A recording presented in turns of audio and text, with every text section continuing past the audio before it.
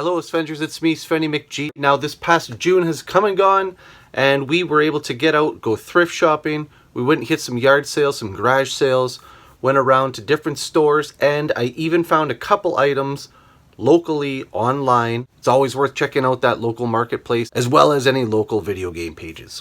So I did pick up a mystery box of wonders, we'll say, and stick around because we'll check it out at the end here. First things first, I hope you like the rack! I did find this Guitar Hero guitar. This is one of the newer editions where beyond the buttons up top, you can actually have those touchpad keys down below. Looks like the springy action is pretty good. This one is actually for the PlayStation. It says on the back PlayStation 2 and 3. My understanding is there would require a dongle to be connected to the PS2. Unfortunately, I don't have that. I do believe this should still connect Bluetooth, no problem, to my PS3. So pretty cool to have. Yeah! Check this out. I had seen this only once or twice in local retro game stores. Never actually tried it. Still have yet to kind of unbox it. But look at this. This is Real World Golf. It's for the PlayStation 2. And you have a strap. You use some form of a grip here and a swing.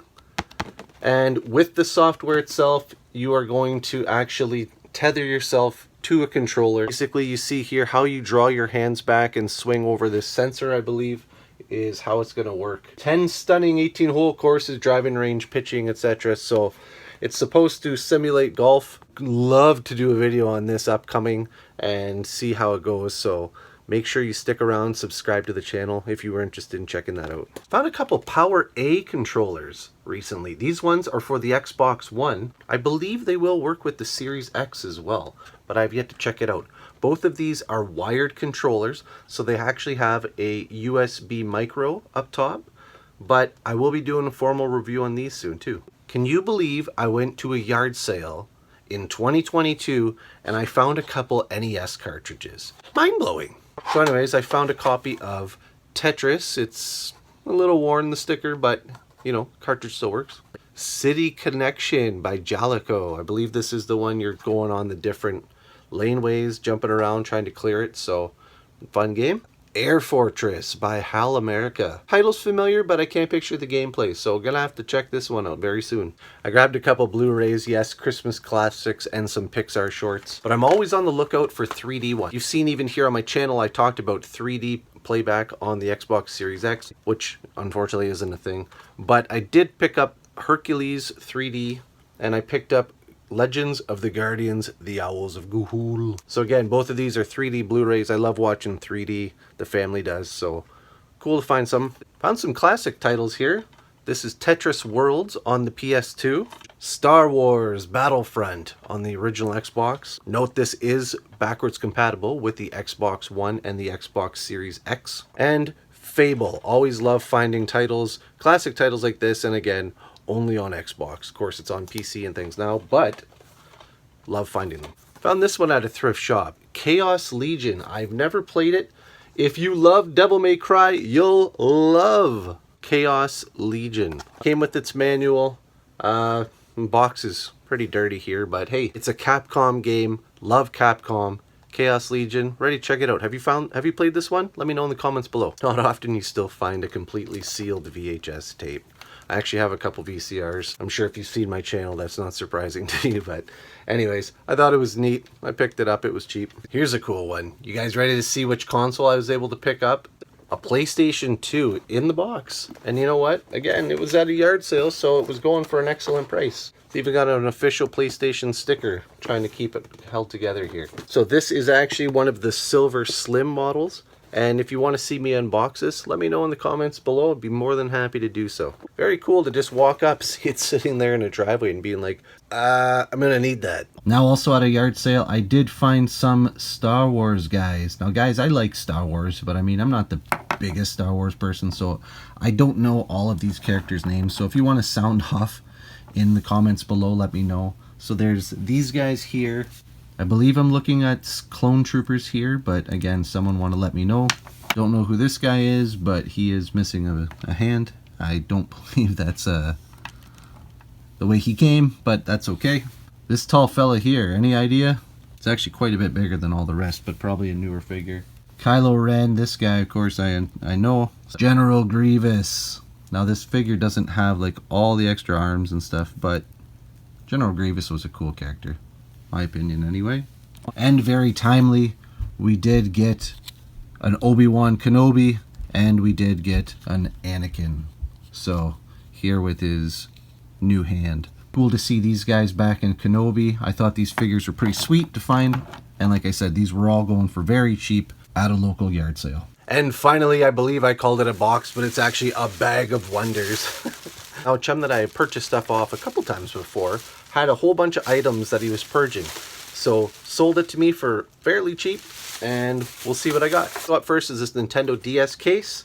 It actually has a couple extra styluses, which is always helpful. And there was a loose copy of Midnight Play Pack. Have you tried this one?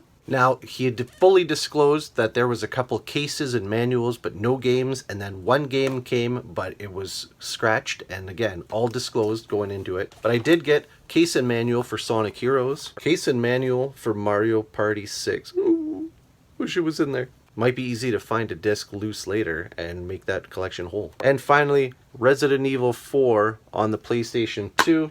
Again, it's here, but there is a scuff right on the top of the disc, so I don't know if it's going to play, but we can try it out. And hey, I just got a new PS2 to try it out with. In that collection was a copy of Super Mario World 2 Yoshi's Island for the Super Nintendo.